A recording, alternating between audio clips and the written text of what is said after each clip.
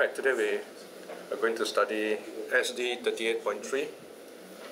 The sutta actually is a very short sutta, it's only 2 pages, but the explanation and commentary is very long because this is a very important sutta for most of us, because the sutta is very popular.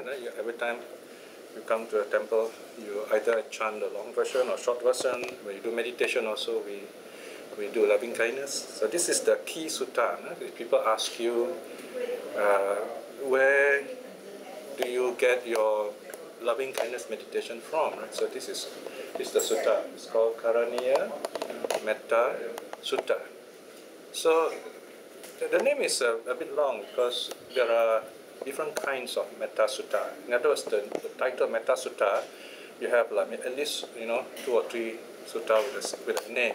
For example, there's one sutta called 11 Benefits Metta Sutta. So we have this word in front, Karaniya. This word Karaniya has got 2 significance, 2 importance. It's the very first, it's the opening word of the sutta. So now the sutta in Pali, it can be seen here on page 65. Okay.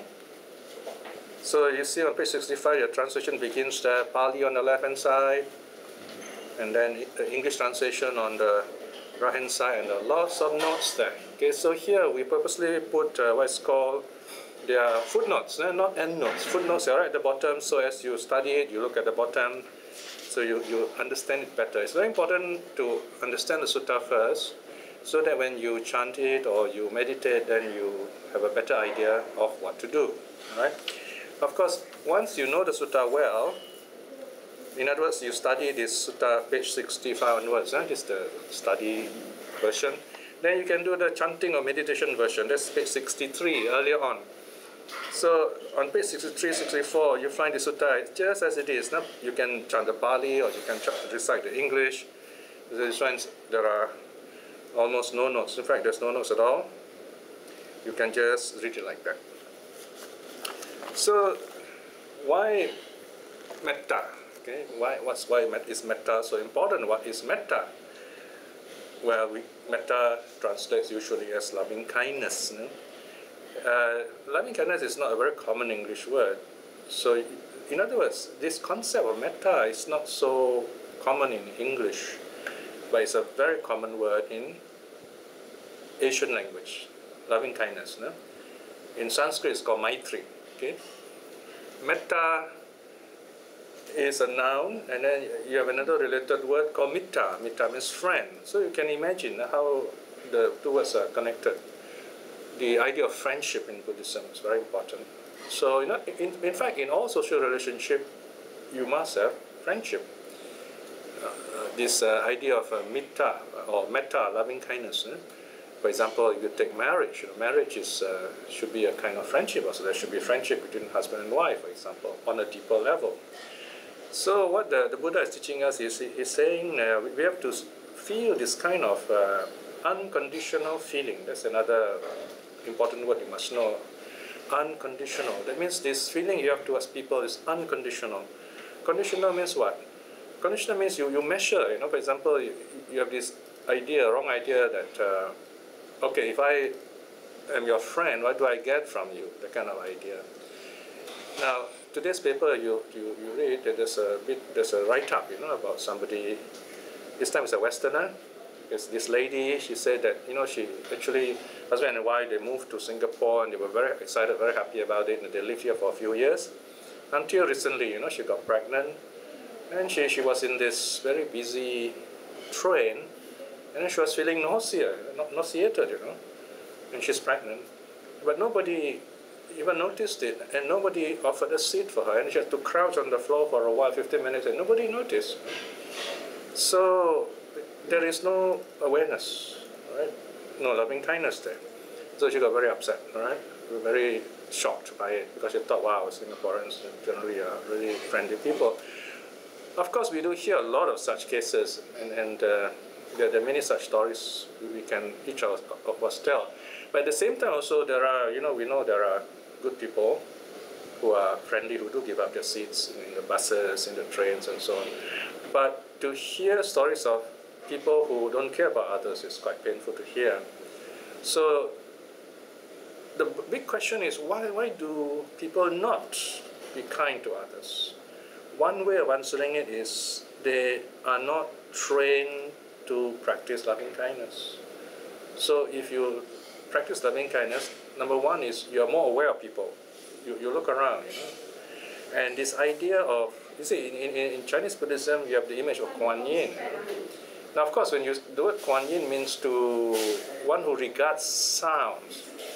Here, the idea, if you have a problem, you say your prayers, you cry, or you complain, Kuan Yin always answer this prayer. Okay, so this is a way of talking, of course. How does this work? People, the Chinese don't like to go for personal counseling because to save face, things like that. So they'll go to this image of Kuan Yin. If I even hear that it's Kuan Yin, So these people with problems, they go to the image of Kuan Yin and they will say out their problems. In counseling, we call it ventilation. And this is a very important process of mental health.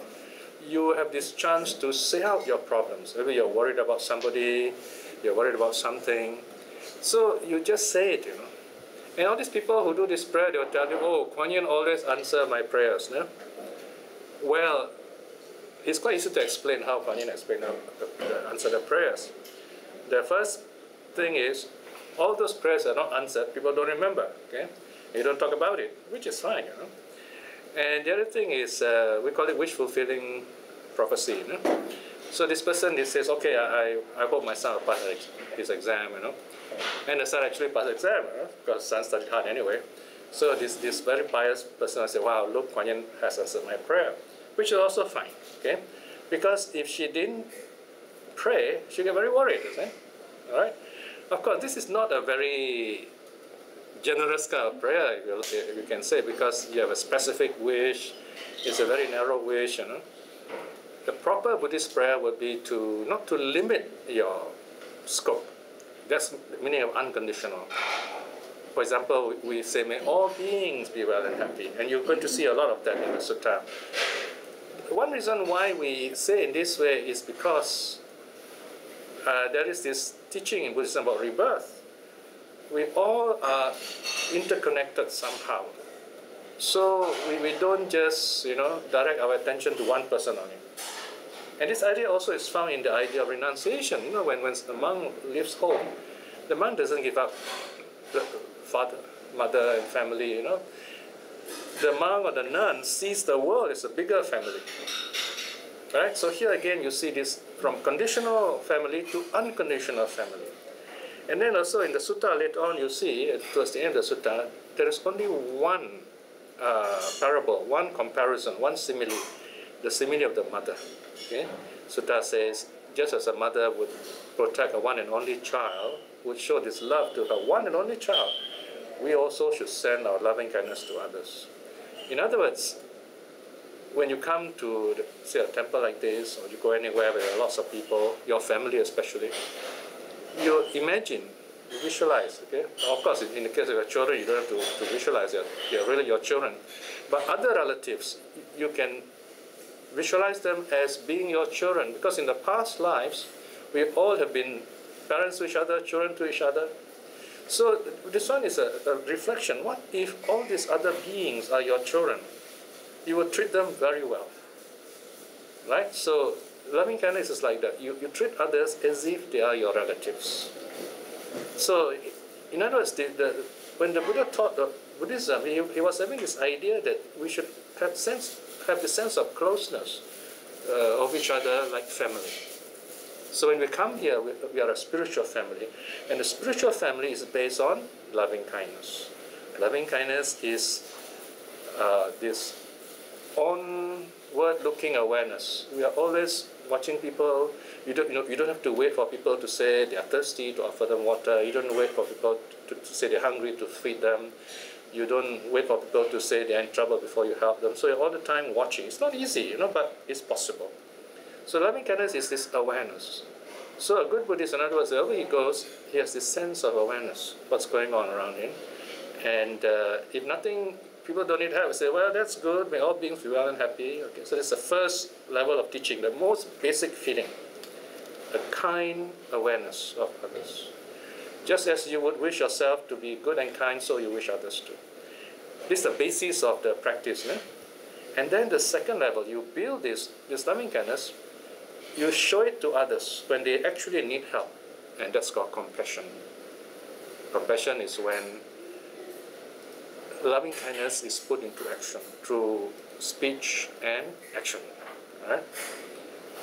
Compassion means kindness shown to others even when they don't deserve it.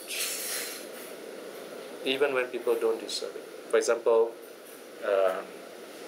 you are in a train and you see an old person and this person, and you say, well, please take my seat. You call that compassion. Of course, we can say the fact that the person is old, you feel the person needs the seat, but still, you don't have to do that. You don't have to do that. But you say, no, I want to do it. So that's compassion.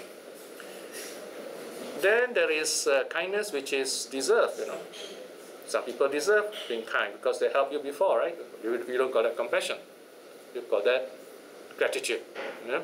So if you compare these two, gratitude and compassion, of course, compassion is more noble because compassion is something you show people even though they have not done anything to you, as far as you can remember. Right? So it's compassion. But why compassion is so important? Because we don't really know when people have been kind to us. Maybe we can't remember. So we just do it. And when you are kind to others, you're actually starting something. And this other person somehow will remember that you have done something good. Even if the person doesn't remember, it doesn't matter, because one day this goodness will ripen. That's compassion, okay? Kindness shown. Then you build up this practice to a higher level still. These are called Brahma Viharas, they're called divine abodes. So this third level is called the level of gladness or appreciative joy, where you find people are happy, you feel happy. People are successful, you are happy, right? So you don't need to help anyone. They're all successful, it's wonderful, May they all continue to be this way, be well and happy. So it's a third, more difficult level of meditation. And then there's a fourth level, the most difficult one. It's called equanimity. Equanimity means even-mindedness. This is the most difficult one. In our lives, we have the 8 winds blowing, 4 pairs of wind. First pair, they're called the winds of gain and loss. If there's gain, there's also loss. So you reflect and you say, okay, I've got something now, but one day I might lose it also. Just reflect like that. So your mind is calm. Okay? And then the second pair is praise and blame. People say nice things to you. You say, okay, but you also know that sometimes people are not happy, they blame you. So praise and blame, another pair of winds, they blow back and forth. So you just take it calmly. Okay? And then there is fame and ill fame. Sometimes we are well known, sometimes we are not. It doesn't matter, right? All these are conditioned things that are impermanent. And the last one is, what's the last one? Happiness and sorrow, yeah? Or joy and pain, okay? We feel happy. Something good happened to us. Again, we should tell ourselves, it's okay, all this wonderful happiness I'm enjoying now, also impermanent, okay? You're still happy, but you're wisely happy. You're not, what's the word? Euphoric, in the sense that you're lost in it until you, when it goes away, then you become sad, right? So when happiness comes, you say, well, it's impermanent, right? And then this source of happiness goes away, you're also calm.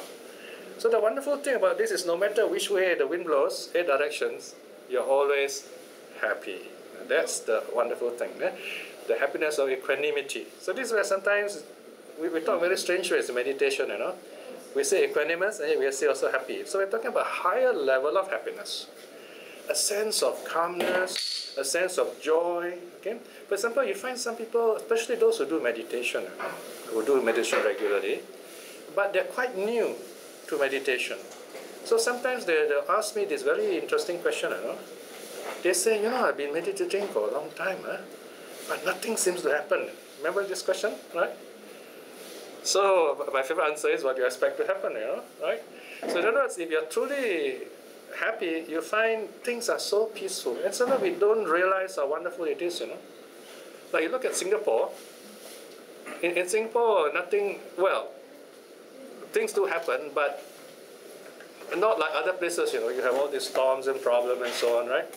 So in a sense, you don't realize how wonderful to live in a place like this, or your own homes, this place here, until you go out there and you see all the problems out there.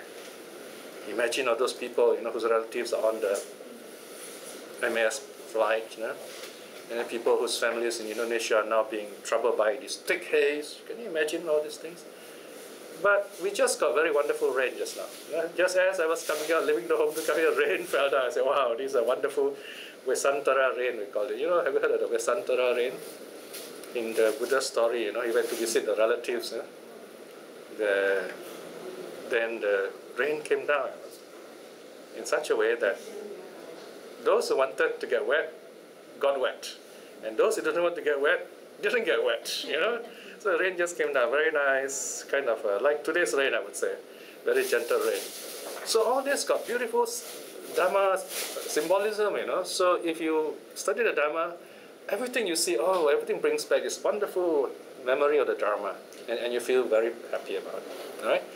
So loving kindness allow you to be open to all these Dharma moments, and give you a chance to respond to others, because not many people know how to respond. So sometimes they are shy, sometimes they just don't want to see, because they say if they look around them, they got to do something, they're shy, they're not taught to do it, or maybe they felt if they do it, they might get blamed. For example, you read of stories in China, sometimes you help people ask you, why are you helping me? Do you want something? And then you get a shock, right? So these are things we've got to correct here. That it's okay to help people, we must help people. It's the nature of loving kindness. Okay? Before you can actually act, the mind must be there. Remember, we have 3 doors of action: mind, body, speech. So loving kindness deals with the mind first, and then it is expressed through action, expressed through speech. So this is what we're going to look at now, all right? So anytime you have difficulties, stop me, ask me. Even if you're not sure of a word, Pali word, English word, you ask me. This sutta you know very well. But sometimes we know sutta so well, we take it for granted. We don't know the meaning until somebody asks us, what does this mean? So then we realize we don't know. So the more you chant the sutta, the more you're familiar with the sutta, the more you got to study it. Now, one more thing you must remember is this. Never say, oh, I know this sutta already. You will never know the sutta until you are awakened. I've spent the last 40 over years studying suttas. Many suttas, I've studied many times. I don't know how many times I've spoken on this Metta Sutta. But believe me, even as I talk to you today, something new will come to me. Something will connect with other suttas and so on. Remember, a sutta is not just a set of words. Sutta is an experience, a Dharma experience. So whenever we get together to study sutta, because the word study actually is not a very correct word, but it's a conventional term, we might say, come for a Dharma experience. Such a big word, right? But you know what I mean. When you come together, something wonderful happens. Nowadays, even when we have courses, in the mining center, we have meditation courses, we have counseling courses. After we talk about Dharma, because it's all Dharma-based, people started talking about themselves. They find they feel so comfortable in the group, they start talking some very private thing about themselves. They won't even talk about these things to their spouses or to their families or to their children because they don't feel safe. They feel that they might be blamed, or maybe they might say the wrong thing. But once you start talking Dharma in this wonderful atmosphere, these people feel, wow, they feel so much at home, they just feel like saying what is in their hearts. And when you say something in your heart, you feel very liberated. You feel very liberated. And that's when you find, wow, this gathering is very different now. People are sharing their most intimate feelings and thoughts and concerns. And the next thing is, you find we become friends. So then one of them said, hey, next month, 5th Sunday, please come to my house because I want to give you lunch. So we all get together like that. So you find this wonderful fellowship growing. And that's the way it should be in a center like this. Loving kindness. No? Okay, that's a long introduction. Let's look at the sutta now, page 63. Once again, look at the top, below the title, the loving kindness discourse on what should be done. Okay. Actually, come to think of it, we don't need the brackets here because the full title is given in the sutta itself. No? These are technical points. You don't have to worry about it. It's just for translations. So the Pali is on the left-hand side. I'll read the Pali and then explain to you in English, explain the translation also. Before that, please look at the reference. You can see reference on the board also. Karana Metta Sutta, each sutta has got its own number. If you cannot remember the name, remember the number. Okay? Here, what's interesting about the Metta Sutta is it has got 2 references. In other words, it appears in 2 ancient texts. SN means Sutta Nipata. It's one of the most ancient collection of suttas. Sutta Nipata 1.8, that means chapter 1, sutta number 8. Right? And it's also found in the Kudakapata 9. Kudakapata is a very short, very thin little, just a few suttas on it for the novices to remember. Okay? Sutta number 9. Okay? The Tirokuda Sutta also is in both books. Yeah? The Kudakapata. Now, both these books, they are found in the Kudaka Nikaya. Kudaka means small. You see, Kudaka Nikaya is the 5th Nikaya, 5th collection. Usually, when I come here, we will study suttas from the first 4 Nikayas. The first 4 are very ancient. The 5th one is a general collection. There are 15 books, 15 small books there. The Dhammapada also is there. Dhammapada is a collection of famous sayings, right? So these are 2 more titles, Sutta Nipata, Kudakapata. Okay? Kudakapata is book number 1. Okay? It's a very short book. So this is only the sutta appears there. Why? Because the novices are supposed to memorize all these chants. And when you offer them dana, as monks, they chant this blessing for you. And I'm sure almost every one of you here, if not everyone, has chanted this before, right? Okay? If you are new to it, it's okay, I will help out. Now I'm going to read the Pali and then explain the English to you. Karaniya matta kusalena yantang santang padang apisamecha sakko ujucha sujucha suvacho chasa mudu anatimani. Okay, here basically I followed the. You see, there are 4 possible readings, we say. In other words, you have the Pali of the Pali Text Society, which was done in London about 100 years ago. Then you have the Burmese version, and then you have the Sinhalese version, you have the Thai version, and sometimes the Khmer version also, right? Now turn to page 65 where you have more details. Now on page 65 you find there are lots of footnotes that will tell you where the words come from.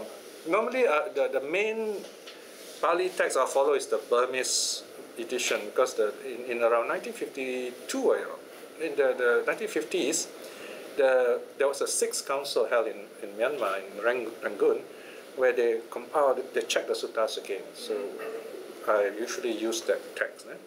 But sometimes you have what I call a better reading. So the Sinhalese version is better or the Thai version is better. Because these are human errors. Because the Pali sometimes is a wrong spelling and so on. So the footnotes will tell you where I get the version from. So when you chant the Metta Sutta, sometimes you find, you all follow the Sinhalese tradition here. So the Thai version is slightly different. Sometimes 1 or 2 words may sound differently. And then the, Myanmar version again, probably have 1 or 2 words different, but they are of no great significance. Karaniya means what should be done. Okay? Notice the Pali is karaniyang. Okay? A lot of people, they don't know Pali, they follow the sound, they break as karaniya, and then M they put to matta, which is wrong. There's no such word matta. Okay? So this is the way it should be written. But when you chant, you notice the M has got no dot over it. That means the M is a full M. So you chant like this, at least like it's one word. Imagine there's no space there. Karaniya matta kusalena. When you chant, you join up everything. Okay? Because in the Thai language, Burmese language, Sinhalese language, they put everything together. Okay? Only in English you break it up and easier for you to see. Otherwise, you put everything together. Actually, the whole sutta is one line. Can you imagine that? Very long. So we break it up easier to digest it, so to speak. Yeah? Karaniya, that which should be done. Atta here means good. Atta also means purpose. Kusalena comes from kusala, means here the wise, one who's skilled in doing good, wholesome. So you translate to English, what should be done by one skilled in good? So in other words, to help yourself, improve yourself even more, right? You have studied the Dharma. You want to practice the precepts. You got to practice loving kindness. The easiest way to keep your precepts well is to have lots of loving kindness. When you have a lot of loving kindness, you find it easier to keep the precept. You don't feel like killing anything. You don't feel like taking anything that is not yours. You don't feel like breaking the third precept. You don't feel like telling lies. You're not afraid to tell the truth. And you're quite happy, your mind clear. You don't need drinks, right? So in other words, if you're really happy, you find you don't really need many things. You don't need anything except basic things like food, shelter, clothing, health, right? So one of the most important things in life is food, right? We take food. But in Buddhism, we talk about 4 kinds of food. First, the kind of food you take solid food. We need that food to sustain ourselves. The body is sustained with that solid food. Then there is consciousness, mental food. Then there is the experience of the senses. Number 3, right? Number 4 is karma. So you find there are 3 kinds of other food that supports us. You've got mental food, physical food, right? But in recent years, when I was doing the translation, I was reflecting, I told myself, you need one more kind of food. One more kind of food. Of course, it is nothing new, you know. It's throughout the suttas, you see this. That food is called joy. You need joy. Because without joy, you can have all these 4 foods, but you find you won't progress. Even in meditation, if you don't have joy, you cannot progress. That is why very often you find some of the more experienced meditators, meditation teachers, when they teach you meditation, here and there they will gently tell you, smile in your heart, smile in your heart. When you're meditating, just smile inside you. Right? Because some people, they're so serious, they meditate, and they try to just focus without any joy, and they find they can't. Because you cannot do your meditation properly if you're not happy. And also, if you do meditation without joy, it might have the adverse effect. It might just walk the other way around. You might become so serious, and then you find that people are annoying, and you just become antisocial. That also can happen. So in other words, you need 2 kinds of meditation. Breath meditation to calm yourself, loving kindness to accept other people around you. Right? Even forest monks, they need to do loving kindness. And this sutta was taught to the forest monks. The story is given to you in the introduction. You can read the introduction when you're free. So the story goes like this. These monks, they went to the forest to meditate. New monks, they were going to meditate. The story goes that, this forest, there are other beings there. You can say there are disembodied beings, if you like. There is one monk I know who tells some very funny story. He didn't talk about spirits, but he says he was living in the jungle, and there were these natives, these forest people living in this jungle, in Malaysia. And they don't like strangers, especially the one who looks so strange, wearing a blanket with no hair, called a monk. Okay? So they will say, who's this funny-looking bald man wearing a blanket? They never seen a monk before. So they tried to frighten him. The good thing, they didn't attack him. They throw stones and make funny sounds at night. So this monk said, this must be the local natives. They're not very happy because they think that the monk is intruding on their territory. So what do? Send loving kindness. Send out loving kindness. And then somehow these natives, they found, oh, this man is quite friendly and don't disturb us, so they left him alone. So that's what we use loving kindness for, one of the basic reasons. Loving kindness is used, for example, whenever you feel like it, you do it. You can do it in any posture, standing, walking, sitting, lying down.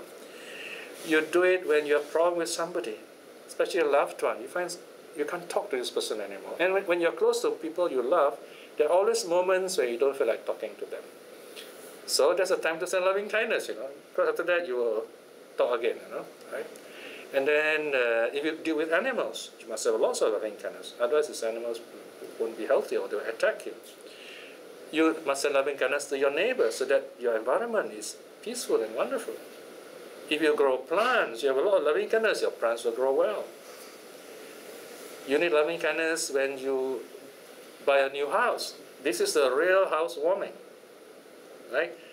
If you buy you're the second buyer and you do not know who lives there, maybe somebody got murdered or what, it's okay, no problem. Loving kindness. You might even help those suffering beings who are not reborn yet. We're going to talk about those kind of beings in a moment. When you travel to a new place, new country, foreigners, again, loving kindness. So loving kindness will protect you wherever you go. With that thought, you don't even have to chant it. Even if you do chant, you must have the thought of loving kindness. Because chanting is a verbal action, right? You must have the mind behind it also. And you put your palms together, body. So body action, body door is closed, you're chanting Metta Sutta, mind door is, verbal door, speech door is closed. Your mind is filled with loving kindness, mind door is closed. Closed means protected. Then all your 3 doors of karma are protected in that sense. All right? So the first line means this is how you start doing it. Yantan santang padang abisamecha. Having abisamecha means having understood. Whatever is this path of peace. Santang means peace. Okay? Padang means path. Having understood that state of peace is this. Here, state of peace means nirvana. So in other words, as Buddhists, occasionally our teachers do tell us what nirvana is, or at least what nirvana is not. Nirvana is like, you feel very angry, and then anger is gone. Where's the anger? One way you can say anger has gone to nirvana. In other words, no more there. All right? No more in existence. It has gone nowhere. It's just a way of talking, right? So nirvana is not a place. It's not a thing. One simple way to understand it is when your anger disappears, that's nirvana. When your hatred disappears, that's nirvana. When your desire disappears, that's nirvana. When the bad things that's come to your mind disappear, that is nirvana. So how do you differentiate between enlightenment and nirvana? They're the same thing. They're the same thing. When someone is awakened, the person attains nirvana. Okay. In other words, take the Buddha for example. So one simple way of talking, I say simple because it's very complex. You can say this awakened mind, the Buddha has no greed, no hate, no delusion. It's like a mirror, see? Whatever is in front of it, it just reflects. But the Buddha still is a human being. While he's alive, he's still a human being. So he will still feel pain. He feels the weather. If it's hot, he feels it. Okay? But he doesn't react the way we react because he doesn't have all those defilements anymore. Little children easily react to pain. Little bit, they cry, right? But as we were little children before, then as we mature into adults, we find that we have higher tolerance. Even when we fall down, so we don't cry. We just say, "Wow, this floor is, should be, properly clean and so on." So, in other words, we have better tolerance when it comes to pain. So, what I'm saying is, so as we mature physically and mentally, we're able to tolerate pain better. So you develop this trajectory. So imagine the saints, they can withstand all this suffering even more so. That's another way of understanding it. Okay? All right. Sakko ujucha sujucha. And now the advice starts. And one should be able, upright, and tolerate upright. Okay? So you can see the lots of footnotes there. Right? So you can see able, that means you put in physical and mental effort. You want to meditate, you prepare yourself physically. It means what? Don't eat too much. At the same time, keep yourself healthy, dress comfortably, basic things like that. Mentally means what?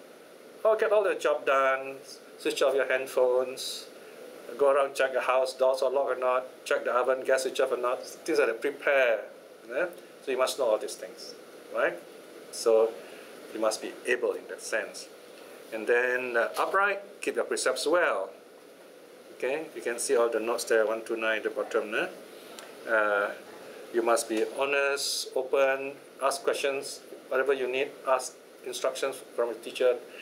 It's not easy to meditate by yourself unless you have some wonderful past life learning which has come back to you. It's possible if you seriously study the suttas. You have some background in basic Buddhist training. I can only talk about myself because I suppose I know myself best than anyone else. For the first, first 10 years of my life, I spent studying Buddhism in Thailand, 5 years on my own. And after that, I was teaching it and so on. And then I went into more research. So if you follow this kind of style, you go for some kind of training, or you study the suttas and you meditate a bit, and then you study suttas again. After a while, you begin to fit the loose ends. You begin to join things together, and you say, oh yeah, now I understand this better. So a lot of new things appear to you, new to you. Actually, it's all there. The Dhamma Sutta is all there. But you begin to see more and more interesting things. Right? For example, I told you just now, I say, Buddha talks about 4 kinds of food. But if you look at the suttas carefully, there is a 5th kind of food. I'm not saying that you must add number 5. What I'm saying is it's there. You don't have to say 5 kinds of food. But joy is a very important aspect of our lives. Right? Now, these are things you don't read in textbooks. These are things you realize for yourself by studying the suttas. So that's why a living teacher is very important as a start, right? Another thing, very interesting response we're getting lately is people will tell me, and it says, and people who are not Buddhist, some are very new, first time meditation. During feedback time, when I asked them, I said, okay, please tell us what you like about this meditation. So at least 2 people I remember that they have said this recently. They say, the voice of the teacher is so peaceful, it helps me to meditate. I'm sure you have experienced that. You find those good meditation teachers, their voice is very calm. It's different from the voice I use now. Now this is a lecturing voice. Okay? Then you find a meditation voice, we slow down, very peaceful, very gentle. Gentler even than a mother, very gentle, because it's a different kind of voice. So this again is something I realized recently. I said, wow, yeah, you need this kind of voice, That's why the teacher is very important. The presence of the teacher is like a conductor, So he's sitting there, and people find it easy to meditate when you have this peaceful teacher around. So I call this the Buddha's voice. So if you want to learn to lead others in meditation, you must learn to vocalize the Buddha's voice. And it's not something you can just pretend to have. You can't. You must yourself get into that state. It's not that difficult if you train yourself. And this is something you must learn from other teachers. Right? So I've learned it from many other monks and lay teachers also. So those teachers have themselves learned from other teachers before them. So if you go back like this, learning the voice of the Buddha, why is it called Buddha's voice? Because when you follow the lineage back, this teacher from this previous teacher, where do you go back to? You go back to the Buddha himself. So when you meditate, you begin to hear the Buddha's voice again. But the voice doesn't come from me, it doesn't come from the teacher directly. It is because of your inner peace you can hear the Buddha's voice. So although I say Buddha's voice, what I'm really meaning is the peaceful silence inside you which you're able to experience.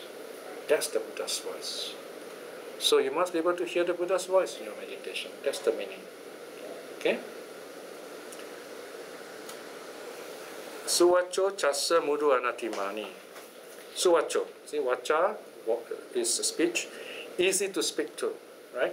So when you go for meditation retreats, the teacher normally will give you very simple talks, so that you don't have to think and argue. You can't meditate if you think and argue. So there won't be very complicated doctrines. Normally, the teacher will give talk which inspire you to meditate. Maybe tell you stories about meditation, so that you find it easy to speak to the teacher. The teacher also speaks easy to you.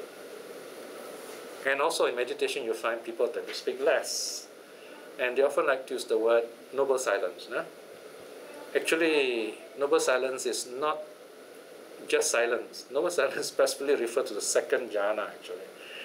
So very often we use the word noble silence in retreats, or even in a temple. I think we should not use the word, because we can simply say silence, if you like, or respectful silence. Noble silence, Arya Tunhi. Arya refers to a certain high level of sainthood, But here, Arya refers to the second jhana. That is the specific meaning. So I think we don't overkill, as we say. So just good silence will be good enough. In other words. But in meditation, yes. In second jhana, third jhana, you experience noble silence. Suvacho chasa mudu. Mudu means gentle, right? So when you go for meditation, you have to be kind and gentle. You have to be you cannot be too aggressive. You've got to slow everything down, afterwards. Because if you're aggressive, then you start building up all this negative energy. Okay? Heart rate goes up, blood pressure goes up. Then, not arrogant, anatimani, not arrogant. You have to let go of pride. In a meditation hall, everyone sits on the same level, on the floor. You want to use cushion or no cushion, up to you. You want to lean against the wall, it's up to you, right? But everyone, more or less, sits on the floor. Of course, some people are allowed to sit on chairs. Basically, you go there as yourself. No rank, no title, right? You just go there as yourself. You go there to discover yourself. And that's the wonderful thing about meditation. Now, next section, verse 2, talks a bit more about how we should prepare ourselves generally. Notice the heading here, preparation, moral conduct, right? So in other words, this is the precept. Precept means body and speech. I'm reading number 2 now. Santus sakocha subarocha. Contented. Santus sako means contented. Subaro. Subaro is of light burden. Easily supportable. Easy to take care of, right? So people who go for retreats, they eat simple, right? Sometimes the retreat might say, okay, you only have one meal a day, one big meal. So people get very worried. Wow, one meal only, I'll die. Actually, once you go there, you find, wow, it's really good, After that, you find, wow, weight loss, even more healthy. You feel so light, right? Actually, it's not one meal. You can also have drinks at other times. Some of these retreats you go, they're very kind to people, There is a favorite place of the meditators. It's called the canteen. And the doors are never locked. You can go there anytime, So if the teacher is compassionate, the teachers will still tell you, you don't worry, if you're hungry anytime, you just go there and have yourself. There's no monks there guarding you, look at you just go there, eat as much as you like. You eat too much, you find, I cannot meditate, Then you start adjusting yourself, okay? So no one is going to punish you. You eat too much, you can't meditate, you fall asleep, right? So you adjust yourself accordingly. You need less food. You need less comfort. So many less things, and you find you're so happy. You don't need to do makeup anymore. You're just there by yourself. You're just there by yourself. And you got your natural radiance. Natural radiance. All this makeup, they're trying to reenact all the natural things, right? So, but here, natural radiance. Okay? You notice sometimes you go to people, they're so nice to be near. You just look at them, you feel happy, right? That's what meditation does for us. Oh, no, but that's up to you. That's up to you. The Buddha's time, the suttas often say the white-clad lay disciples, but I think they were sotapannas, They were stream winners, so they somehow, their life is so simple, they naturally will wear white. And their lives are very simple. Now, if you are the kind of person who works a lot in the kitchen and so on, you wear white, it's going to get dirty very fast. So you got to be practical. Of course, if you like to come to temple and everybody says, yeah, we like to wear white, it becomes natural, people like it, yeah, that's fine too. But we should not make it such a rule that it becomes ritualistic. Then you don't wear white, and then bad karma and this and that. Then it defeats the purpose. It should be a joy to wear white, not punishment when you don't wear white. Then something is wrong, right? So these are things you must remember, right? If you go for retreat, you wear white, that's great too. Or if you, important thing is comfort, yeah. Loose clothing, comfort, and if the weather is cold, something warm. Yeah? Okay. Is this supportable? In other words, live simple life. Next, page 68. Apakicco cha salahuka wutti. I like the word apakicco. I think Singaporeans should like the word apakicco. Of little busyness. You notice I spelled the word the old way, not business. This is busyness. B-U-S-Y. This is one place where you can use the word busyness and it's got its normal meaning. You can't say with little business. Then Singaporeans say, wow, this is bad, little business. It's little busyness, okay? Right? Sometimes people say, I'm busy, sorry, busy. You say, oh dear, you can never have friends with this kind of person, Right? So there are times when we just have to let go of things. So a busy monk is not a good monk. The life of a monk is such that he has to be available. That was one of the problems I had when I was a monk. Sometimes at 2 a.m. in the morning, there's a knock on we had a door. I say, oh, I'm somebody in a trance. What do I do? I said, oh my goodness, could you get into a trance earlier on? I said 2 o'clock in the morning. Then we have to help these people, Right? So that's one of those things about being a monk. That's why the monk live in the forest, so they don't get disturbed easily. Yes, but nowadays, a handphone you can reach anywhere. The point here is you have to learn to, in a sense, drop everything you're doing for a while and just be with people, right? So, of course, you're all not monks and nuns here, but the spirit of it is really worth noting. I mean, imagine you come to a temple and this person is so busy. Okay, praying won't disturb the person. Let's say the person is reading something and you find just to talk to the person, the impression you get you're disturbing him. Then you don't feel like coming again, right? On the other hand, someone talks to you, you put on the book, you say, yes, what can I do for you? Once you give this attention, people love coming to your temple, Attention. In meditation also, attention is important. In living reality also, attention is very important.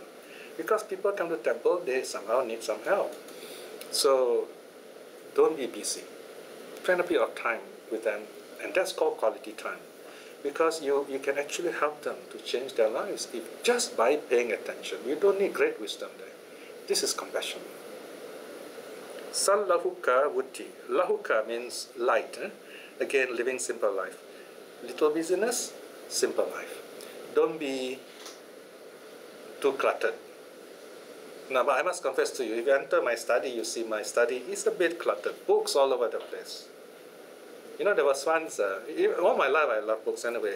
My brother and sister, they kind of started it off and then began to love books since I was young. And I'm so grateful to them for that, Because of that, we love learning. So I always collected Dhamma books and there's books all over. One reason is because I need to refer to the text. So I have to put them in such a way the suttas are nearest to me. They're right on my desk. And the other references are around me, right? So I can just look at it. I know where they are, right? So, and now my study is more spacious. After New Year is great. After New Year, you got to do spring cleaning, you got to clear everything once a year. So the idea is to live a simple life also. Then you find things are more easy for you to work with, especially if you do Dhamma work. You will not be distracted, in other words. Santindriyo cha nipako cha. Santindriyo. You notice there's apostrophe there. Santa Indriya. Santa means peaceful. Indriya, your senses. Your senses are calm and peaceful. Right? So you restrain your senses. Look less, hear less, smell less, things like that. So when you want to do meditation, prepare yourself. Remember, this is the context of meditation, loving-kindness meditation. Calm your senses. Restrain your senses. Present moment awareness with your senses. With wise in guarding the mind, right? So be very wise. Don't think negative thoughts. Don't let go of the. Don't think of the past. Apa gabocha kulesu ananugiddo. Apa gabo, unobtrusive. Very simply put, unobtrusive means don't be a busybody, right? Don't impose yourself on other people. So when you go for retreats or you're doing meditation, you won't go around talking to people or commenting on them. You're very calm. You let people be. They are struggling. You deal with yourself. Not running after families. Okay, this is especially advice for the monks. When you really want to meditate properly, they should not be asking for things from families, going to families, socializing with them, things like that. So in other words, you should be yourself.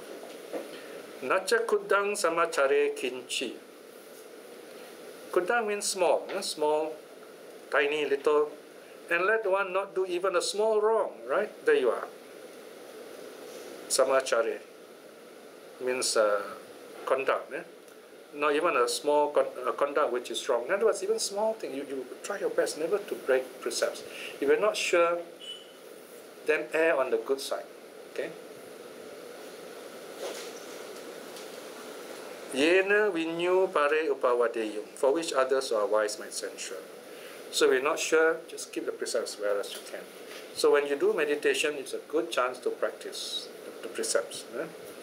Outside of meditation, it's a different case. So you do your best. So this is the first part, verses 1, 2, and then 3, 3a, 3b. Now each line, each poem has got 4 lines. So we call line A, B, C, D. Okay. I don't know whether it's a sloka or not. Sloka, that means each line has got 8 syllables. Karaniya, Mata, Kusa, or not. This is not. These different verses. Anyway, there are 4 lines. There are quatrains. Okay, now we go to part A, first method. This is called the first method or the being method. Sukino wa kemino hontu. Meditation start already. May they be happy and safe. Notice the sentence is very general. Okay? May they be happy and safe. They here means all the beings around us. May they be happy and safe. Imagine, let's say you come inside this room and then there is this monk sitting here meditating and he says, may they be well and happy, or may you all be well and happy. So you hear, you say, oh, he's talking about me, so you feel good, right? So we're sending out this open channel kind of loving kindness. Keminu wa, sukino wa keminu hontu. Okay, hontu is plural, may you be. Sabbe satta bhavantu sukhitata. Sabbe means all, satta beings, bhavantu, may they be. Sukhita, happy. Atta means mind. See, atta means self, but here means mind. Okay? For example, we say, myself. I'm doing it for myself, right? So self here means the mind. Okay? May all beings be happy at heart. Okay, mind and heart you can interchangeable.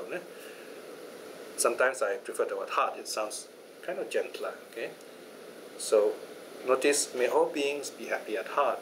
We can also say, may all beings be happy at mind. It doesn't sound so right, So these 2 lines already is a practice of loving kindness. May all beings be happy. Also can. Verse 4. Ye kechi pana bhutati. Whatever living beings there are. Okay? Ye kechi means whatever. Pana means beings that live or breathe.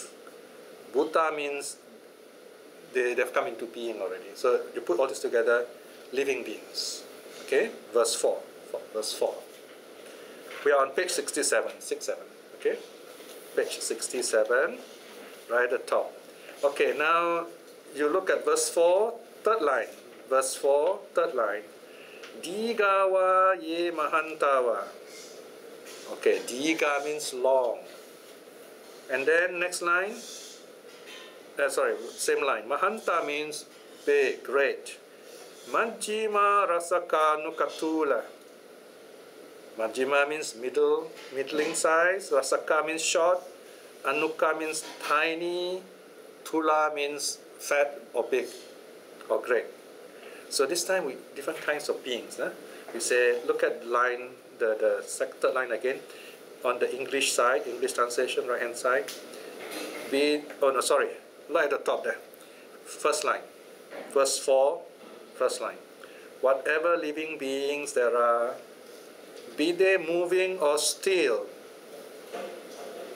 Moving or still, I missed out this line, sorry. Tassa wa tawara wa.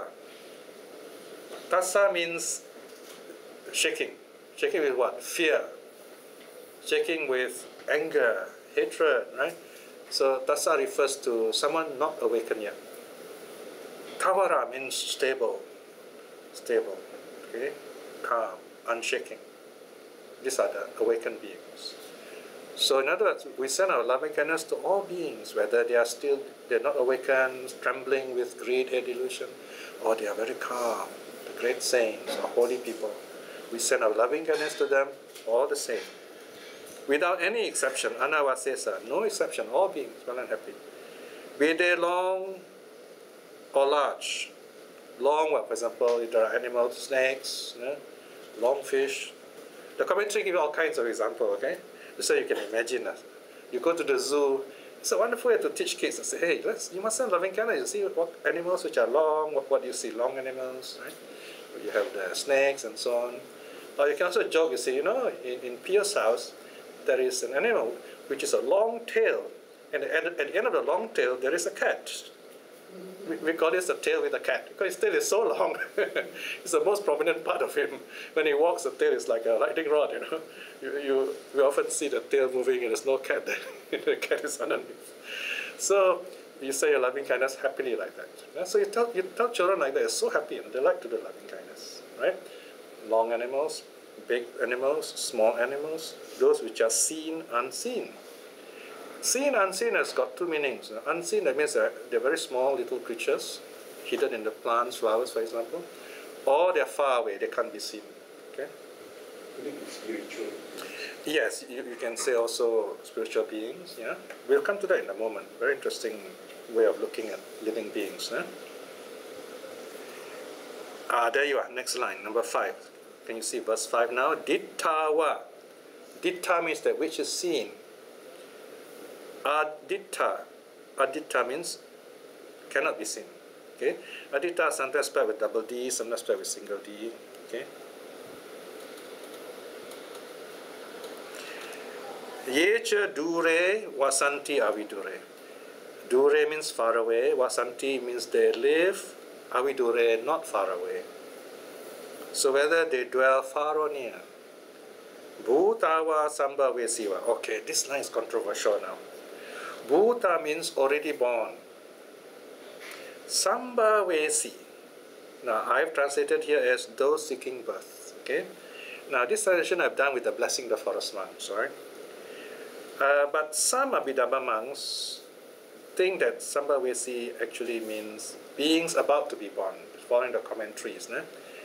But as we say, that kind of explanation is contrived. In other words, it's not really correct. It's like a forced kind of explanation. Because Buddha Gosha says, this Samba vesi refers to this like chickens. They are in the egg but not born yet. So we send our loving kindness to them also. But actually, Samba vesi, if you look at occurrences of other similar words and similar ideas in the suttas, they refer to the intermediate state, to the part where beings, they have passed away, but they have not assumed a new birth yet. And you have such questions asked in the suttas. One of the person asked the Buddha, he says, okay, when the person who is dead, but he has not assumed a new birth yet, what propels him? And the Buddha answers by saying, he's propelled by craving, by karma. Okay? So that means, by answering that way, that means the Buddha accepts the fact that he is this intermediate state. In other words, not all beings are reborn immediately. Those great saints here, for example, let's say a stream winner, they're very calm, so when they die, they're reborn immediately in a happy rebirth. The non-returners, when they die, human beings, they're immediately reborn in the pure abodes. Arahants, they pass away immediately. They're not reborn anywhere. But there are other beings who are not very skillful. They're full of hatred and anger. So they're still not wishing to go away. They're stuck to this life, So and yet they don't have a physical body. So they're caught in in-between state. And they are the ones who need our loving kindness. A lot of loving kindness. Okay? So these are the Sambhavesi, being seeking birth. You want to read more details there? I think, let's see. I wrote something about it's rebirth immediate. You can read that. You can make a note there, right? 152. Anyway, there's a footnote there. See in the front section 5.5. The details are given there. Okay, you can do that when you go back. So you can see here, we send our loving kindness to beings that can be seen. So this is another way of classifying them: beings that can be seen and beings that are not seen also, right? For example, according to the ancient Buddhist belief, Indian belief, Greek belief, these plants and trees, they are beings living there. So if you chop down the tree, these beings, if they live in the tree, they die. That is why in Buddhism, monks never cut trees, and they don't uproot plants and so on. And it is a wonderful way of respecting beings, because we don't know what kind of beings live in those trees. And the idea that there are beings and spirit living in trees and plants go through all ancient cultures, Even in the Western culture, we call them the pre-Christian cultures. They have stories about fairies and naiads and dryads. In the Greek mythology, dryads are spirits living in trees, the tree devas, Rukata devas. The naiads are riverine devas. This happens to be, they live in water. Naiads, very interesting, in the Pali or Buddhist stories, they're called Nagas. They live in water. But in Chinese mythology, they live in the sky. So you find in different cultures, the spirits inhabit the different aspects of space and nature. In other words, they're all around, the seen, unseen. We send loving kindness to them. So now you can imagine why it's so important. Let's say you move into a new house, a new place, you go for holiday, you go for forest walking. First thing, loving kindness, very important. As you walk in the forest, loving kindness, loving kindness. Okay? So when you do that, if there are beings who are suffering there, they will feel peaceful. Right? Then look at the last line. Sape satta bhavantu sukhitata. Notice it's repeated, same as the line at the top. May all beings be happy at heart. When you say, may all beings be happy at heart, you also must feel the loving kindness in you. Okay? You send it out. One way we do this is, because loving kindness is very hard to picture, it's abstract. So some teachers, they introduce the idea of a lotus. A lotus is a very beautiful flower. If you can't imagine a lotus, your favorite flower. Okay? So imagine this lotus inside your heart. Okay? And as you do your loving kindness, this lotus is opening up, and then very bright, radiant like the sun itself. So the bright light is shining, your whole body is brightening up. This bright light is your loving kindness, and this light is shining outwards to everybody here. Light shines on everybody. The rich and the poor, ugly, beautiful, dark, black, tall, short, good, bad, everyone. Loving kindness shines all around. So you send it out later. Okay? And then farther and farther away. And then towards the end, all the 10 directions. We'll come to that in a moment. Yeah? Any questions so far? Can follow? Different kinds of beings. Yeah? Now method number 2, the social method. We just finished the method where we send our loving kindness according to different beings. Now social method. Section 6. You all got it? Section 6, yeah? Na paro parang niku beta nati manyeta kata chinang kanchi. Okay, here you find that this line has got a bit of difference according to the different cultures. Nang kanchi, okay? I think let me see, Siamese version. Okay, Burmese, can you see note 156 at the bottom? BE means Burmese, CE means Sinhalese, EE means European. Okay, they read kanchi. But the Siamese, SE Siamese, they pronounce as kinchi. Alright? The meaning is the same. Means whatever.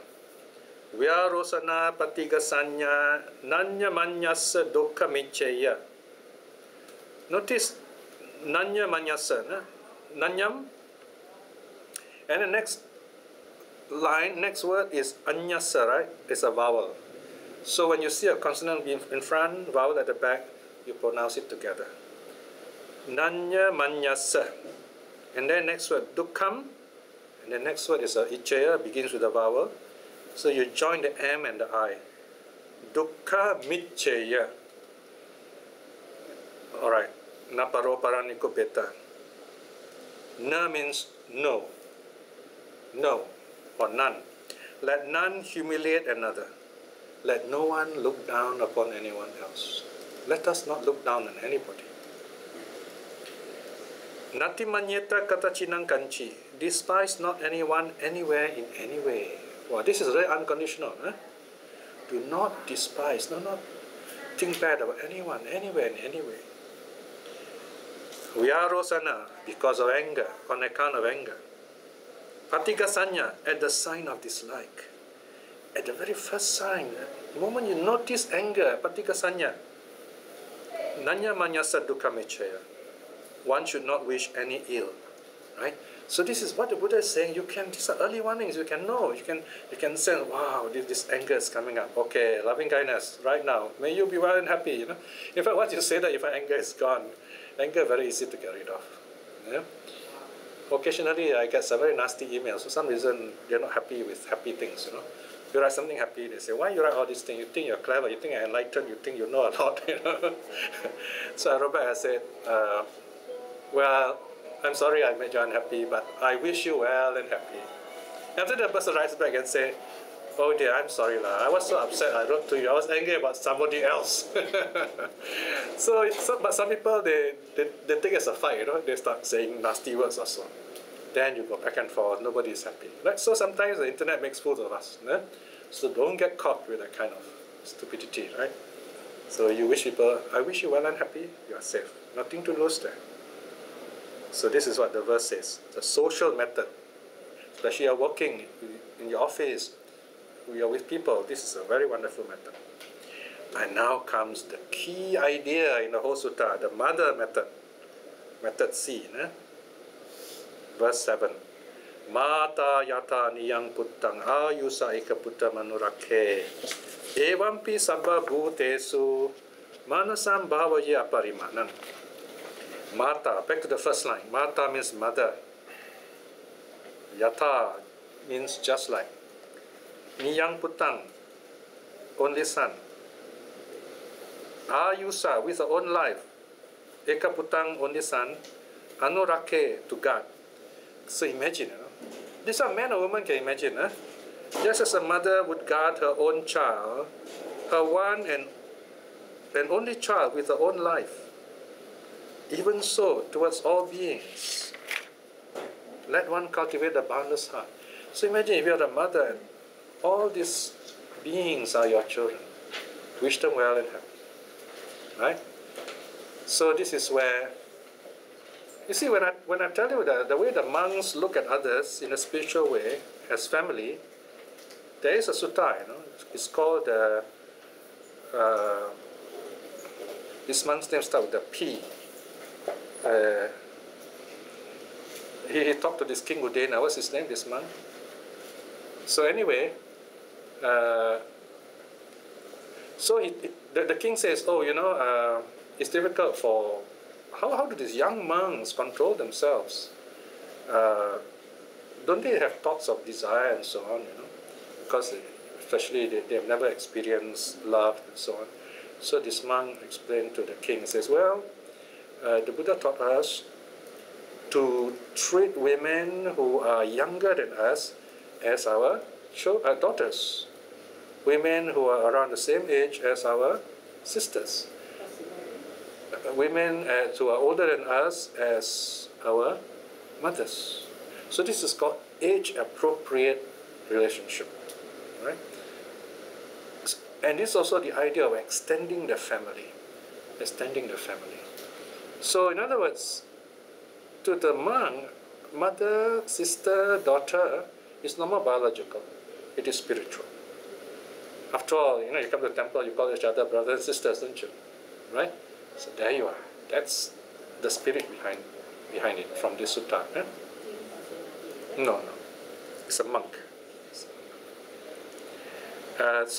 Okay. Now the third and last method. This is called the direction method. Okay? So you have 4 methods. Huh? The first method is called the being method, different beings. Second method is called the social method. Third method is the mother method. And now it's the direction method. This is the one that we often do. Verse 8, page 68. In fact, when the monks do chanting, for the shorter version, they start chanting from here, especially the Thai monks. They will recite like this. Metancha sabba lokasming manasam bhavaye aparimanang uddhang adocha tiriyancha asambadang averanga sapatang, and so on. Okay? Metancha sabba lokasming. And let one cultivate to all the world. Sabba means all, lokasming, the world. Manasam bhavaye. Manasam, that means with the heart. Aparimanam, no measure, cannot measure, boundless. The boundless heart of loving kindness. Udang ado cha tiriyancha. Udang means above, ado below, tiriya across. Above, below, and across. Okay, above, below, and across refers to the 10 directions. Actually, we can start across first, okay? Normally we start front direction. May all beings in the front direction be well and happy. So this is called a front quarter. See, you divide into 4 quarters. This is 1 quarter, okay? So this is front quarter. So when you meditate, you visualize loving kindness, a bright light shining, brightening up the whole universe from here, from you right to the end of the universe. May all the beings there, and all the planets and galaxies, whatever, may they be well and happy. Then all the beings on the right-hand side, be well and happy, right to the end of the universe. May all the beings and directions at the back, on the left. Directions above, there you are, Udang, above, below, be well and happy. And then the directions in between, be well and happy. May all beings everywhere be well and happy. And then the closing, may I be well and happy. You bring it back to yourself. You open the meditation to yourself, you close it back to yourself also. Okay? So this is called direction. Okay? Above, below, across. This is a shorthand for the 10 directions. 10 directions, north, east, southwest, or if you like, front, left, right, back. Okay? So you can see any direction. And then above, below, total 6 directions, right? And then the direction in between, you get 4 more. 8, and then 9 above and below 10 altogether. That's how you get 10. Asambadam, that means unhindered, no limitation. Averang, no hatred. Asapatang, no enmity. Not a tinge of anger or upset. Now you cannot say somebody was, was not happy with somebody. You say, may all beings be well and happy except my nasty neighbor. Cannot, no exception. cannot. May all beings without exception be well and happy. May all beings, especially my nasty neighbor. Okay. And that's how it works. I can almost guarantee you try this. Someone who's nasty with you, you try this, send loving kindness. Everybody got a soft spot. You hit the soft spot with loving kindness. Okay. I remember seeing a cartoon, this Gandhi-like figure. It's a picture book of the Buddha. He's a very harmless guy, puts palms together. And this very rough-looking guy tried to punch him, So he bows down to this guy. This guy punched at the wall. Said, he hurt his hand. Then there was another cartoon where this guy, very nasty, he shot an arrow. He shot an arrow at this very harmless guy. The guy bows down against the arrow moves, but this arrow, very special arrow, is arrow of hatred. It goes round the world and then comes back, hits the guy again. So these are very nice graphic examples of how the chickens come home to roost. So if you show all these bad thoughts, they come back to us. When you say bad thoughts, it's in you, so you're going to hurt yourself, right? So I often tell my students in meditation, you send loving kindness, it works. You send negative thoughts, it works. You send curses also, it will work. But you get hurt more because you are holding poison. So don't try that. Okay? Alright, so now we come to the second last verse. Tittang charang nisinnowa sayanowa yavatasa vigatamito etang sating aditeya brahma metang viharang idamahu. Tittang means standing, charang means walking, nisinno means sitting down. Next line, sayano means sleeping or lying down. Yavatasa, whatever. Vigata middo. Middo means sleepy. Vigata means gone. So as long as you're not sleepy, you're not drowsy, whether you are standing, walking, sitting or lying down, whatever posture, you can do this meditation. Etang sating aditeya. One should keep this mindfulness. What is this mindfulness? Loving kindness. So this is one meditation you can do in any posture. Standing, walking, sitting or lying down. Even while driving also can. But not breath meditation. Breath meditation is not recommended when you're driving. Okay, driving, do loving kindness. Breath meditation is best done sitting down. Why? Because when you get very peaceful, you want to keep upright. You don't want to fall down like Mr. Bean, You just sit like that, straight upright. Okay? You get very deep focus. But loving kindness also you can get deep focus when you sit properly. Loving kindness also can be done anytime. The last line says, Brahma metang viharang idamahu. Okay, this is where what the Buddha is saying is, this one anyone can do. We get newcomers to Buddhism, they say, I love Buddhism, but I still want to believe in God. Say, okay, do loving kindness meditation. Alright? So you say, first you think of your wonderful God, but remember, don't think of your angry God. It must be a loving God, okay? Happy, loving God, okay? Your God is smiling, okay? Picture this God, okay? Smile yourself, alright? And then once you feel very happy, forget about all this. These are all props, okay? Just feel the happiness. You have become that godliness, okay? So this is what the Buddha says. This is the divine abode. You don't have to go to heaven to see God. You don't have to go up there to become God. If you cultivate loving kindness right here, you become godly. Like all the goodness of what is conceived with the idea of God is inside you. You don't have to believe. Don't just believe. Do it. Show it. Okay? So this is the Buddha's challenge, So you can imagine people who believe in God say, yeah, you can be a Buddhist, do this practice. So the Buddha is very wise, right? Here there's another meditation called Devatanusati, which we rarely do. I asked myself, why did Buddha give this meditation? And then I realized it's because there are people who believe in God, So they can do this meditation, and then this become a bridge for them to come to the Dharma. Okay? So this is the divine abode here, they say.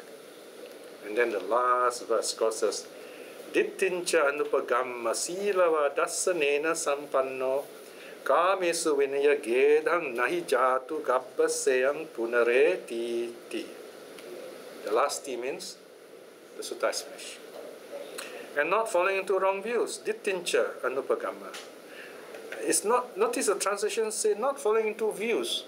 Some translator they write wrong views, There's no wrong view, it's the views only. Because any kind of view you have will disturb your meditation, right? So in meditation, you let go of all views. Okay, whether it's Dhamma or Abhidhamma or Sutta, you forget about it for a while, just meditate. Then you feel a joy. Silava dasanena sampanno. Keep your precepts well in your meditation, and then cultivate your wisdom, meaning what? Constantly reflect on impermanence. See the passing away of things, the arising, passing away, arising, passing away. We started about 1.5 hours ago. Now we're going to finish already. So fast. And you got to wait another month. Right? Kamesu vinaya gedang, having discarded greed for sense pleasures. Here meaning, we are no more dependent on our senses. We are no more carried away by our 5 senses, by what we see, hear, smell, taste, touch. Let go of that. We are happy, peaceful. Nahi jatu gapaseyang punaretiti. Gabasyam is to lie in the womb. That means we are reborn. We are no more reborn. We are awakened. Notice here, the Buddha is saying you practice loving kindness, you can actually get awakened. You can be free from suffering. But how? You see, technically speaking, when you do metta, the highest you can get is first or second jhana. But you get out of that jhana, you feel very peaceful, then you reflect on impermanence because your mind is very clear. See, when you come out of jhana, once your mind is very clear, then you read sutta also very clear, you reflect on the Buddha's teaching is very clear. That is why without meditation, you cannot really understand the total, the depth and the breadth of the suttas. You need to have this peace of mind to really read in between the lines. Okay? So once your mind is very calm and you reflect on the suttas, then you say, oh yes, I know what the Buddha is trying to say now. So all those big bodhisattvas and all those cosmic Buddhas, all those powerful mantras, all those so-called enlightened gurus, doesn't matter anymore. All I need is just close my eyes, meditate. I can do that already. No need rituals, no need magic, no need power, just my mindfulness. So that is called insight, by reflecting into impermanence of all things. And the sutta closes there. All right, just nice. Well, our timing. A little bit over time though, a few minutes. Any questions? So I hope you found something interesting there. It is only the beginning, eh? You've got like quite a lot of things to read here. You can do on your own. Yes? Reading loving kindness. How do you go about reading loving kindness? It's just a way of let's talking. Say in a room, let's say you go and step into the room for the first time. How would you read it loving kindness? By chanting the Karanya? That's one way, but of course, if you chant it, you've got to be really focused because you're going to walk, you've got to chant, you've got to talk to people. It's quite difficult. So this is where you don't need to chant, but you just feel it. You just feel it, you know. Or it's not easy to just feel it for some people. So then you can use the key line here. What's the key line? Look, the key line you can see 145. Can you see line? Can you see section 2A? Second line, Sabbe Satta Bhavantu Sukhitata. Use a language you understand. May all beings be happy at heart. Yeah? Or you can adjust this, because these are just words, you know. So you can use some kind of words that will help you send out loving kindness. You see, because if you don't use these words, then you go into, what is that? Into a loop, you know, the autopilot, you know, the mind will tell you, oh, look at all these guys, like this, like that, all the nasty things will come out. You know, you start seeing all the bad things in people, right? So by saying these happy things, you push away those negative things by a process called displacement, okay? It's one of the methods mentioned in the suttas, thought displacement. So you can use simple words like, may all the people here be well and happy. May you all be well and happy. May we see all the good things in each other. Just say that. You just keep saying that. So when you say that, you are preparing yourself. Your mind is listening to you. You see, for example, if you go there, you go to the army, this is what the sergeant will tell you. Do this, do that, you know, you try to, you know, prep you up. So you do this in a positive way. Yeah, these people are going to be nasty, we know that. But we say, may I see their good sides? May they be well and happy. May I be well and happy so I don't get angry with them. So you're preparing yourself in a really good way. And to speak in a proper way, actually this is called a professional behavior. Professional means what? No matter what, you don't get angry. You listen professionally, you're calm, see? Right? That's the real meaning. In fact, the 4 Brahma-viharas are standards of true professionalism. Because if you're a true professional, you'll have loving kindness for everybody. People love to come to you if you have loving kindness. Let's say you're a salesperson, you're a leader, you have loving kindness. In other words, you accept people unconditionally. Great professional. Number 2, as a professional, you are kind to them. Even when they fail, someone comes to you and says, you know, this product doesn't work. You say, it's okay. You know, this is what's wrong with it. You don't have to do this, but you show them. You say, look, this is how it's done. And you say, wow, you're really good. And then number 3, when they say, wow, your product very good, you don't get big-headed. You say, yeah, okay, I've done my job. At least nobody complains, you know. Then you're happy with them because they give you good feedback. Then after that, sales go up, sales go down, and you just calm and say, it's good enough, this is just economics. So for me, I have what I need, so you're calm. So these are the 4 standards of true professionalism. So loving-kindness has a lot to do with professionalism also. So when you go to the office, just write it down, and you find people look at you and say, hey, I look at you, I see you're so peaceful, it's so nice looking at you, it's really great to be just near you. I think that's the best compliment you can get, isn't it? So it can be done. So in other words, what we think and say in our heads tend to show in our face, and people can read it somehow. They can read it. Whether they know it or not, they can read it. Okay. Any other question? Would it help? Yeah? Yeah. Yes? Okay. Let's say if there's somebody in the family who does things, let's say, very unforgivable, hateful. So much so you got that thought that, one day she'll pierce in the river and get murdered. I would be very elated. How this our thought can happen to me? Yes. They're very bad. Yeah. Okay. When we smell the Dharma, I don't think I can forgive the person. All right. You put it this way. Sometimes you can reverse the situation.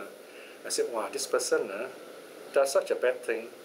If I was the one, I must feel terrible. Sooner or later, I'll feel terrible. So that way, you give space. You give space. It might not be easy to forgive, true, but you must at least learn to forget it. Okay, because for your own health. Because what you're doing is, you see, the act is already finished. You see, act is long ago done. But what you're carrying now is your memory of it. You see. So if you carry the memory, that means it's happening. Every time you think of it, it's happening again. But it's not happening. So that's why you're suffering. You're suffering because you are reliving something which is not there. That's why it's called suffering. So, and we don't know the mind of this other person, You see, you look at the Buddha. Devadatta sent so many people, one after another group to kill him, And yet, in the end, he still did not curse. The Buddha never cursed anyone. He said that this Devadatta will one day become a Pachika Buddha in the future. And even Angulimala, who was a serious murderer, said the Buddha never had any hatred towards them. So this is a test. This kind of people, I'm not saying this, they are easy, to forgive, but they are tests for us, how far we need to go. So we begin by saying, I will try to forgive you. I will try to forgive you. Then when you go into deep meditation, loving kindness, you come to a point where you're so good, you have healed yourself, you can say, I forgive you. Once you can say that, you say, okay, you have healed yourself. You see, now because the wound is still there, But maybe I think to the end of the days, I won't forgive that person. Okay, that's the sentence. No, that's the sentence you must forget. Because if you don't, your rebirth is going to be a bad one. Guarantee, your rebirth will be a bad one. Because the thought will come back. See, we don't want that. So what you're dealing with is not this person, You're dealing with your own thought. So what I'm telling you is clear away the thought. It never happened. Because this person who is suffering, this person who is bad, is going to suffer, you see. So I would say sooner or later, once you reach a certain level of understanding, you actually pity this person. A lot of people have hurt me, A lot of people have hurt me. They don't like sutta. They say, why you do all this thing? You want to become famous or what, I feel so sad. I say, why you think like that? Sutta are so wonderful, Then I realized, I said, it's not because they hate me. It's because they don't understand the beauty of the sutta, There's nothing to hate. So you have to forgive yourself here. So important thing is tell yourself, what are you telling yourself? Every time you tell yourself, don't forgive this person, of course your mind will listen. So that is how madness begins. That's how madness begins. By telling yourself something that will hurt you more than others. Whatever you say will not hurt that person, you hurt yourself more. Or maybe you hurt both, then it will be very silly, right? Everybody say, what happened to two of you? Both of you hurt and we are not hurt, Foolish, isn't it? Another thing I must tell you, in the next life, it will happen again. And again, and again. And the Buddha said, where are you going to stop? Do you want it to repeat every time, every life? We don't want. So you've got to stop somewhere. So number one is, you've got to stop talking that way. Starts there. Start thinking of the happy things. You tell yourself, I know this is bad. I don't want to think about it. Okay, start that way. I don't want to think about it. don't think about it. That's the first method. Don't think about it. If you cannot send loving kindness, it's okay. Don't think about it. All right? So after that, you build up gently. So, okay, we'll put it that way. What's the next question? Has contentment anything to do with the 8 winds you referred to? In a sense, yes. Contentment means you can see into whatever you have and you really enjoy it and you feel so good with it that you don't need it anymore. For example, let's say you like a certain food, you eat it and you feel very full. And you say, oh, this is really good. And even though you like this food very much, you just can't go on anymore, you're already very full. So that's called contentment. So contentment means you experience the joy of it. Learn to experience the joy of whatever you are doing. And if you feel joyful, you are contented. Then you find after that you don't need it anymore, at least for that while. You see? So contentment has to do with joy also. People who keep wanting things, they are never happy. You know, some people have a lot of money, but they keep on wanting more and more money. Like this Rockefeller, he felt so sick, until then doctors couldn't cure him. And finally, one wise doctor said, I can't do anything for you. But I can tell you, if you don't stop thinking about money, all the money you have can't save you. You will die soon. So the only way now is you've got to take a break. That's the best advice the doctor gave. He was not contented. So the richest man in the world is not contented. I mean, he's not rich. You're not rich because of what you have. You are rich because of what you are.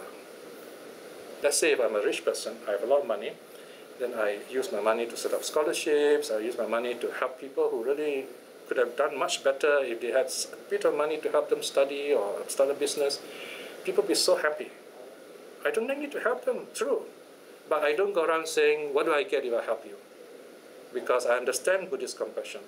I help you because you need help. That's good enough for me. Although I don't have to help you, but I still help you. It's just like in forgiving. You are bad, but I don't need to forgive you, but I still want to forgive you. That's compassion. So once they do that, then you find wherever they go, wow, people just remember good things about them. So contentment is to see joy in whatever you're doing. All right? For example, you find, even if 2 of you come, or 1 of you come, you're willing to listen to me, I will still teach suttas. But here you have so many today. Yeah? But if I have 100 people, I won't be happy at it, because some people will be holding a handphone and somebody won't be listening. They're not paying attention. What's the point? It's better to have a small group. I feel very happy. When I come here, I feel so happy. It's like coming back to my second home. People say hello, people talk to me, people do talk to each other. How many temples you go to, people talk to each other, talk to you, right? So you find, you feel so happy that way, joyful, and you feel contented. You feel contented when you come here. Contented means see the joy in doing those things. That's a very simple way of understanding. Okay, next question. Yes? When I mentioned earlier, you walk into a room, let's say a hotel room, you chant the karana and you does. Is that radiating loving kindness from the spirits in the room? If you have a lot of time, yeah, of course you can chant, it's no problem. And of course it's good to memorize it if you can. And then it's okay if you stop halfway, You don't have to chant the whole thing. Because sometimes people say, oh, I must complete this, don't disturb me. It's okay, because remember what you want is that feeling. So in other words, you can interrupt it, it's okay, nobody will blame you. So it's just like you're playing music. People talking to you, just press the button, it's all right. Right? But like I said, you don't have to chant the sutta itself. The important thing is the feeling. When you do chant the sutta, you must have the feeling also. The important thing is the feeling. Otherwise, you might as well just play a tape, Then don't say anything, right? So the important thing is the feeling, not the words chanted, the feeling. But if you chant, the feeling is there, that's good. When you do a housewarming, people come together, yeah, chanting is nice because everybody likes it, everybody is doing it. So you got to see the environment. If it is convenient to do in a conference hall like that, that's fine. But if you find it might not be convenient, then you do your own mind, you send it out. It's just like, you recall a very happy moment. You don't need words for it. You feel a happy moment and you can see the glow in your face. People say, oh, you look happy. That's how it works. Remember, loving kindness is a feeling. Feeling means direct experience. of joy, and you want to send the joy out to others. You just send it out. You find people can sense it. Sometimes they won't tell you, but they can sense it. One day they will say, hey, that guy is always very peaceful. We must get him. And then they say, hey, how did they know this? They know, but in Singapore, they normally don't tell you. How do you tell someone, hey, you look so peaceful? It sounds strange, right? But they will keep it in their mind. They will know it. So this is something you can surprise yourself with. But then again, after knowing all this Dharma, you say, well, that's the way Dharma works. And you feel quite humbled by it too. Okay? All right. Any other question? Yes? This Dharma, share your marriage was studies and especially after puja and all that. Yeah. Sharing marriage studies and particularity, is that also a form of loving kindness? Oh, yes. Very good question, this one. Especially dedication on marriage. You need loving kindness. That's the vehicle of how all these merits are effectively sent. How can you send merit if you hate someone? How can you send merit if you don't have feeling? You know what I mean? You can't be saying, I dedicate all this merit to my relative and then you're not happy about it. You can't. It won't work. Right? You look at, we did a Tirukuda Sutta, remember? Is it in this book? No, another book. Volume 2, yeah. So in that sutta, it is said that when you dedicate these merits, then the pretas feel happy. Once they feel happy, they fall from that state. They are reborn. That's how they are released. And there are beings here. We have countless relatives, many generations, The connection is fantastic. We very hard to imagine. So when you send out all this loving kindness, and you say, may all beings be well and happy, I dedicate all these merits to them, it's very hard to divide, to see the difference between merit and loving kindness, you see? Because we want them to be happy. Why do you want to dedicate the merits for them to be happy? So you see, they're all interconnected. So it's another way of talking. So when you say dedicate merits, you're also talking, sending them loving kindness, wishing them well and happy. Okay? So when you say it's the thought that counts, this is the meaning. When you send the loving kindness, thoughts must. When you send this, what you call marriage, it's the loving kindness that pushes them on. Okay? So when you do this anapanasati or this sati padana, the insight, you can incorporate loving kindness into any of these two meditations. Yes. Especially when you find you're stuck. When you find you're stuck, you can do loving kindness. Okay? When you do breath, you feel very peaceful, then just keep it that way. Don't interrupt it. Okay? But sometimes you find you're stuck, then switch to loving kindness. That's why the two help each other. Remember, once you're very peaceful, don't use any more words. Silently smile at the peace, or just say peaceful. Observe the peace, and just, basically let go. The more you let go, the deeper you go to your meditation. Okay? Any other question? So, okay. That's wonderful. We really went over time today, but I'm happy that you asked me all the questions. So, let us close here for today. Every time we meet together to study the Dharma, remember, we are also meeting ourselves. We are seeing ourselves in the Buddha word. Buddha is reminding us of the kind of happiness we can experience. We don't need to be monks and nuns to renounce the world. But just like the monks and nuns, we must renounce greed, hate, delusion. So renouncing means letting go. It's just like for a tree to grow, the tree also must let go of its bark and of the ground and so on, so the tree grows. So when we let go of ideas, let go of the past. And that way, we grow in happiness, bit by bit. And what we're dealing with are our thoughts. And what we deal with are our feelings. Our thoughts are usually thoughts of the past. When we feel the present moment directly. And we want all this to be filled with joy. And to fill with joy, you must let go of negative thoughts.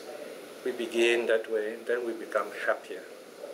Otherwise, our health will get affected, our bodies get affected, our life gets affected, and our future life also gets affected. But with loving kindness, we can heal ourselves, and our future also will be bright and happy. Otherwise, we will live in our very own private religion and not the Buddha's teaching. So here we want to open ourselves up, free ourselves, and the Buddha has given us this wonderful chance to free ourselves to the Dharma in this very moment. So from this moment, let us aspire. So by all the various good deeds we have done, may our minds be free from hatred, be free from anger and delusion. May we be at peace more quickly, more often in this life. And above all, may we attain spiritual liberation, namely streamlining in this life itself. In this moment of peace also, let us send our loving kindness to all those people who have taught us the Dharma, to all those people we have shown, we have loved, and who have cared for us. And let us send our loving kindness to people whom the Dharma have not touched also, that they may be happy and become good people. May all beings be well and happy. Sadhu, sadhu, sadhu.